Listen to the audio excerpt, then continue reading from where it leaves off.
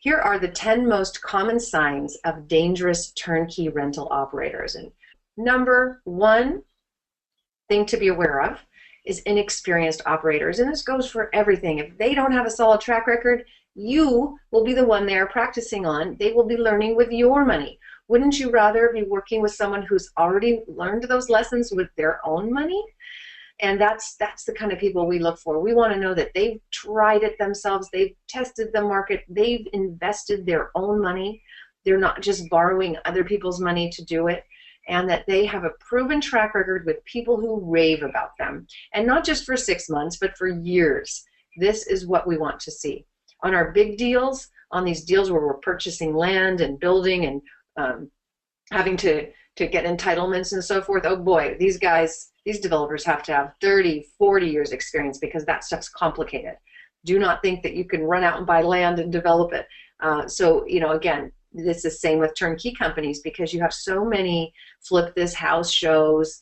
You've got so many gurus teaching how to make money in flipping. And so, I actually heard another podcast, the colleague of mine, someone I actually have a lot of respect for, and I cracked up. I was like, oh my gosh, he just said on his show that, hey, if you're going to flip property, now all you have to do is rent it out, and voila, you have a turnkey property, and you can sell it to someone who's willing to pay more than market value. That's probably true. That's, somebody could just market and say, I've got a turnkey property, and it probably could sell, but I'll tell you what, you don't want to be that buyer, okay? So be careful, ask how much experience they have, how many years have they been doing it. All right, number two, not walking the talk. If they don't own a portfolio of rental property, how could they possibly tell you how to do it? They just wouldn't know firsthand what it takes to succeed in the rental business. All they really probably do is flip. They're just good at that. But when it comes to rental property, here's the thing. You could buy a wonderful property, and you could buy right, and you could buy in the right neighborhood and at the right price and have it renovated. But if you do not have the right property management in place, that property could turn into a zero income deal very quickly. So it's about the long-term relationship, and you want to be buying from people who really understand that side of it, that it's not just a sale. It's an ongoing relationship, making sure that for the rest of your life you have income coming in from that property. Now, that's why we don't work with a lot of real estate agents, because real estate agents aren't even allowed to give you investing advice. That's just, as a licensed agent, you're not supposed to. You're just supposed to show property. That's it. So, and once the property's sold, the real estate agent is done. They've done their sale, and they're not there to kind of help you if things happen. So, we like turnkey properties who will be there, that they are vested in you. And I'll talk about in a little bit how you can know if they are or aren't. But if they are just doing the transaction on the front end, well, then they really don't have much responsibility on the back end, which is what you want in a turnkey operator for sure. All right, number three, lone rangers. So if they don't have a team to support them, you won't be supported either over the long term, especially if anything happens to them. So, that's okay. If you buy a property and it's a great deal and you find another property management who's going to take care of it, then maybe it's okay to work with a lone ranger, but it's not a turnkey property company by the way we define it. So it's just more of a transaction person who's going to find you the deal and maybe fix it for you. But they're done with it at that point. So we've actually worked with and found some really good lone rangers, so to speak, where they do a lot themselves. But what you have to know is that they could be here today and gone tomorrow. It's just one person. What happens if they move or become ill or switch professions or whatever? Anything can happen to them. So if you were hoping for turnkey, which again means that someone's going to take care of you over the long haul, you're going to have a little more risk with the lone ranger. So again, if they're just getting you a great deal and you know that they're done with you at that point, then that's fine, because you can still get all the help you need. You can still get inspections and appraisers and so forth on the buy, but don't expect them to be there in the future. Okay, this is the fourth thing we look for. If they're lacking systems, if they are not organized with the right software and systems in place and the right staff and team, they will get overwhelmed and they will be unable to serve you again over the long term. So again, if they're just doing the transaction at the front end, then it's not as important. But if you're hoping for turnkey, like I said, you have this vision and false hope that you buy a property and sit on the beach and collect money, that's not going to happen with if somebody lacks the systems. Believe me, it won't happen, even if it's the nicest person in the world. And we've met some of the nicest people in the world who have tried to do turnkey, but were lacking the systems, and things fell apart really quickly because they just couldn't keep up. So we had a guy, I won't say where or his name, but he was a really, really nice guy, and too nice. He was kind of a lone ranger. He owned, well, maybe 60 properties. He was cash flowing. He really didn't need to work, but he liked it, and there were so many deals back in 2009, 2010. Even if you were retired, you couldn't sit and watch. You had to jump in and play. It was just low-hanging fruit, right? So not every, a lot of experienced and wealthy people couldn't buy everything they wanted to. So some of these people who just kind of ran out of their own money but still wanted to be in the game, they would find properties for other people. So this guy was just great. He was finding properties for investors out of state, and barely charging a markup, offering to. He already had his own property management in place for his own properties, so he said, "Oh, you could just use mine." He just treated it all very casually because he really just enjoyed it. I think a lot of times he just took losses, barely marked up the properties at all, because again, I think he just enjoyed being in the game. Could have totally walked away, made enough cash flow at any time. He didn't need the money. But what happened is when somebody operates that way, they obviously get a following very quickly because they're giving away such good deals. And so he had at one point 90 people on his wait list and couldn't really keep up. And in that process, he hired somebody on his team who ended up not having the same integrity that he had, and pocketed a lot of the investor money and did really shoddy rehabs. So over time, those issues started to come up, and those investors didn't do their homework. They didn't get their inspections. And it wasn't until later they found out that the work wasn't really done that well. And when things fell apart, this nice guy just kept offering to fix it, and money kept coming out of his pocket, and then he'd sell a house and to pay for some of these mistakes. And honestly, over time, I think he ended up having lost all his properties just trying to help other people. So really be careful about nice people who are lacking systems. It kind of burns everybody in the end. It just doesn't work out. Okay, they operate in the hood. This is something to be very, very aware of, especially you foreign investors, because I'm going to pick on you just a little bit, because first of all, you don't really know how bad some U.S. neighborhoods can be. We have really high crime in a lot of U.S. cities, but it's hard to tell. It's hard to tell, especially on the internet. So properties can look really good on paper, but in reality, it's a totally different story. So just right off the bat, stay away from properties under $50,000 because they tend to be in high crime, high vandalism areas, or just areas that are kind of dilapidated. There's not a lot of job growth. This isn't everywhere. I mean, you might still be able to find good deals under $50,000, but generally speaking, you're going to end up with a little bit of a nightmare on your hand because you're probably in a low-income area that might be high crime, and what seemed like a good deal on paper might turn into something else really quickly. I'm going to kind of give you some scenarios so you understand the importance of number 5. This is big. I'll pick on Kansas City, because again, what happens is people hear us profiling a good city, and they run out and find an agent. They don't go through our team, and maybe that agent is just trying to make the transaction rather than really look at how the property is going to perform over the long term, like I said. So, an investor from Australia or, from Canada might say, oh, wow, I saw that there's properties for $20,000, $30,000 in this neighborhood. I want that. And then you go to you find out it might rent for $500, $600, $700, and the cash flow just sounds incredible. What unfortunately is the case is, you could drive by certain neighborhoods and not know that there's, just not really know what kind of neighborhood it is because it looks fine during the day. And in Kansas City in particular, there's a really beautiful, beautiful part of downtown. It's newly renovated called the Plaza. and really, really very high-end A+ properties, really good restaurants, and it would be very expensive to live there. But if you just wander out a mile or two, you're going to end up in the worst part of Kansas City, where there is really high crime and really cheap houses. And so if you don't know the area, you could get confused very quickly. And what's especially confusing is that the houses in that really rough neighborhood, they're really beautiful. They're old, they're big.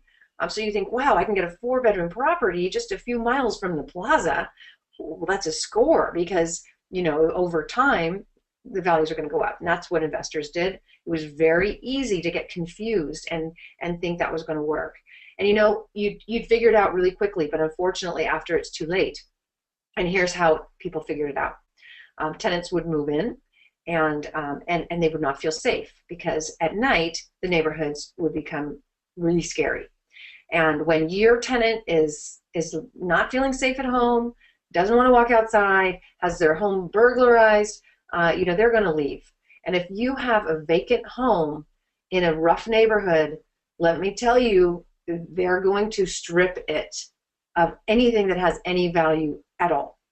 They'll steal your toilets. They will steal your blinds, your fans, anything, certainly your copper. Everybody knows that. Your plumbing.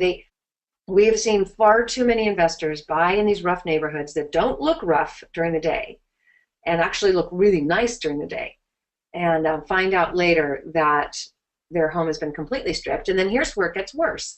Then it gets vandalized because it's empty, and kids might want to come in and party in there, and just, you know, cause more damage with the vandalism. And so then you bring your repair crews in, and everything gets fixed, but it's still vacant. So guess what? Now there's more stuff for people to take and sell, but this time it's new, so they get more money for it. So believe me, you don't want to be in these neighborhoods. They can be very confusing. Even if the company you're working with says, well, they're accustomed to these neighborhoods and they're comfortable there, don't believe them. Remember I said marketing. Don't believe any marketing. Just don't believe it. Just check and verify for yourself. There are plenty of resources for you to do that. All right, shoddy renovations. As I said, most people think turnkey means that somebody finds the property, fixes it up, gets it rented, and offers the ongoing management. But to get all of those pieces correct is really hard. First, you know, the acquisition, like I said, that don't buy in bad neighborhoods, be in good neighborhoods with good schools and jobs and so forth. So if they get the acquisition part right, that's great, if they're able to get it at a good price. But then they've got to be able to renovate it. And unfortunately, a lot of companies really cut corners here, whether knowingly or unknowingly. Like I said, the nice guy who had hired somebody else who didn't have the same ethics, he didn't even know under his own nose, his own employee was ripping him off. Okay? That's how people get hurt, is there's a lot of unscrupulous people out there. That's and especially in real estate. So you can protect yourself in this case. You just have to get an inspection. It's $300, $400 to hire an inspector who understands construction and can look at the property and tell you if it's been renovated properly. I just got an email today from someone who said they were going to buy a property and they didn't, because there was evidence that the inspector found that some rotted wood had been painted over. Okay, had this investor bought that property, they would have been stuck with some repairs. And so, you know, when you buy through our network, what happens is if we hear about this, then either that company is no longer on our referral list, or we force them to fix it. You know, maybe sometimes they don't know it. Like I said, it might be someone on their team that did it and they didn't even know about it. So the first thing we do is go back to the company and say, hey, we heard that this rotted wood was painted over. What's going on? That's not what we consider turnkey. We want these homes to be in like new condition. And they'll either go, oh wow, total oversight, we'll fix it. Or if they don't, that's not a company you want to work with. And as long as you had a contingency for inspections in your contract, you should be able to get out of that and get all your money back. So there's plenty of ways to protect yourself from shoddy renovations. But too often, again, I'm going to come back to this, people believe in the marketing. You know, you're good people. You don't run around lying, so you don't think other people are going to either, especially in a public forum, you know, on the internet, marketing something and then giving something different. You know, you just wouldn't even think to do that. But unfortunately, people do, whether knowingly or, like I said, unknowingly. But you're the one in the end who needs to know. And so get those inspections. Get those inspections. I will say over and over again, because I am so tired of having people come to me with properties they bought and they're disappointed because it wasn't done the way they thought. And I say, did you get an inspection? Oh, no. Well, then there's no way I can help you. If you get an inspection, that inspector needs to be licensed. And if they're licensed and bonded and they missed something during their inspection, well, then now you might have a claim.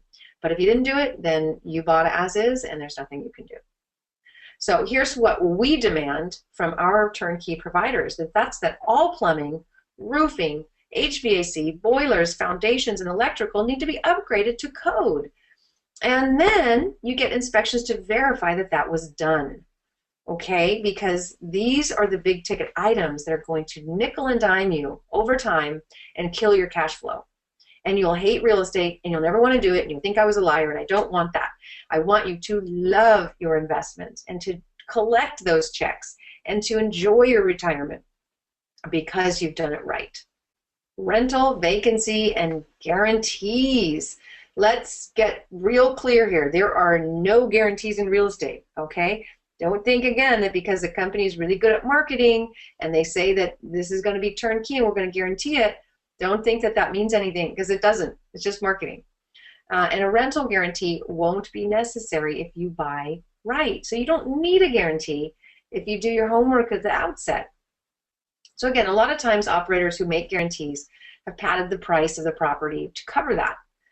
So just make sure you really understand the market. Now, we do have some operators who offer the guarantee, but it's just because they're so confident in their market that they offer that, but they don't mark up the prices. But most do.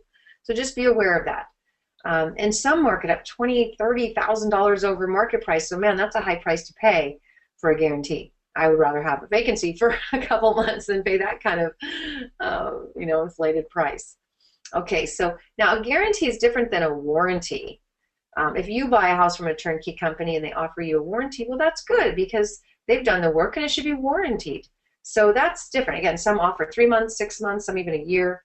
But a guarantee of rental income, we've seen that, and what we found is, okay, let's say you buy a house. I'm just going to throw out, let's say, Atlanta. You buy a house, and the person says, okay, it's $100,000. We think it'll rent for $1,000 a month. We're going to guarantee that for a year. Well, that's great because let's say they end up only renting it for $900. They're going to cover that $100 difference for a year, but then after a year, you're going to find out what the real amount is. And so it's just really no point. You want to know market rates right from the outset as far as I'm concerned. So just be careful of hearing this kind of sales pitch in marketing. Okay, over market pricing. Yeah, again, I already mentioned this, but I'm going to mention it again. Many turnkey operators sell properties above market value. Why would you buy that? Don't do it. Here's the reason you might do it, is that if you're not from the area, you might not understand values of that area. And if you're from a high price market, you're really not going to understand the value. So you might go, and this happened all the time, people buying property in Detroit, in 2009, they're like, wow, you could get a property for $60,000. Well, it wasn't. Maybe a year later, that property was worth $5,000.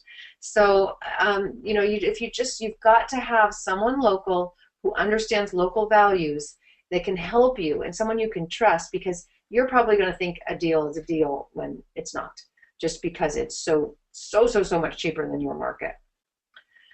Inexperienced property management. This is a big one. Remember I said that sometimes, turnkey operators will do their own, well, not what I was going to say, got distracted, sorry, is that you might buy a property on the outset, just do it perfectly. You might just buy an exact right part of town, just a really nice neighborhood. You might get it for a good price. You might have the most amazing renovation team to bring it up and have all these people who want to live in it. So you might have done everything right. But if you get this last step wrong, it's going to undo everything you did right. Because if you get the wrong tenant in there, or if your property manager just doesn't do their job, then your wonderful property could turn lousy very quickly.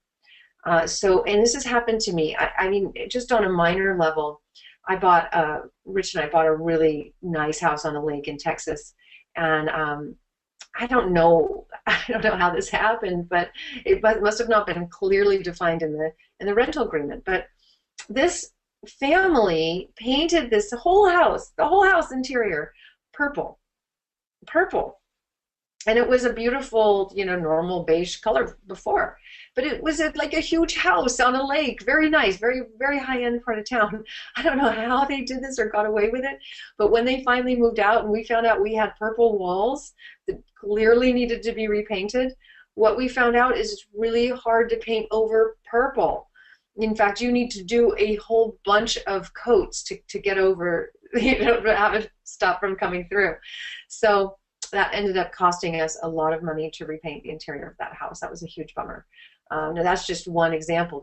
Another example is a group of investors bought properties in Atlanta in a part of town that was nice. It was fine. It was middle class. Well, one property manager and one landlord brought in somebody who was a very tough drug dealer and a scary one. They obviously didn't do proper screening. They just put anybody in there. And even though everybody else on the block did their job, this one didn't. And brought in a drug dealer, and that scared the other tenants, and they left, and then the neighborhood started to go down. So there's two reasons why we don't like to be in neighborhoods that are mostly rental neighborhoods, because that type of thing can happen. We want to be mostly owner-occupied neighborhoods, and an experienced property management company would know that. So just really make sure that whoever you're working with has at least 2 years experience. We prefer a lot more, and we want to know that they have lower than average vacancy rates. We do not want to be on their learning curve, and we've seen this happen a lot. And here's how it happens oftentimes, is that a turnkey operator will start doing business, and they have the intention of really wanting to take care of their clients. That's how it starts, the right intention. They say, wow, we renovated this property, we want to be able to maintain it and take care of it over time.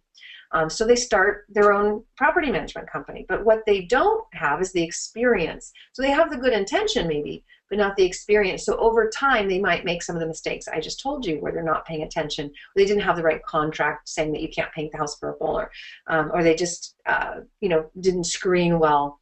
And so we've seen good turnkey operators turn bad very quickly because they tried to start their own property management and failed.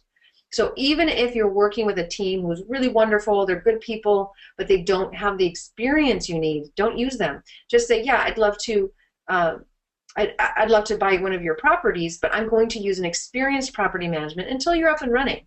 And once they have 2 years experience, then consider going with them. But don't be part of their learning curve. Okay, that's just going to end up in disaster. All right, this seems pretty obvious, but I'm going to just emphasize it. You don't want to work with someone who's got a history of fraud. You really don't. And it is astounding how many scam artists are attracted to the real estate business. It's just amazing to me. And they come across as the nicest people. You might meet them at church.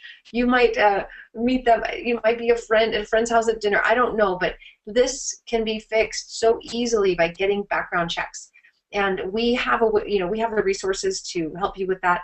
And with any of our turnkey operators that we work with, they certainly have been through a background check.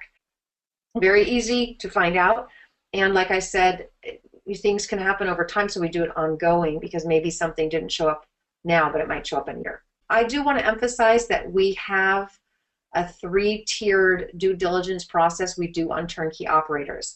We've done this research. We've weeded out many turnkey operators. So you might be talking to someone you found online, or that someone referred to you, and maybe it's not in our network.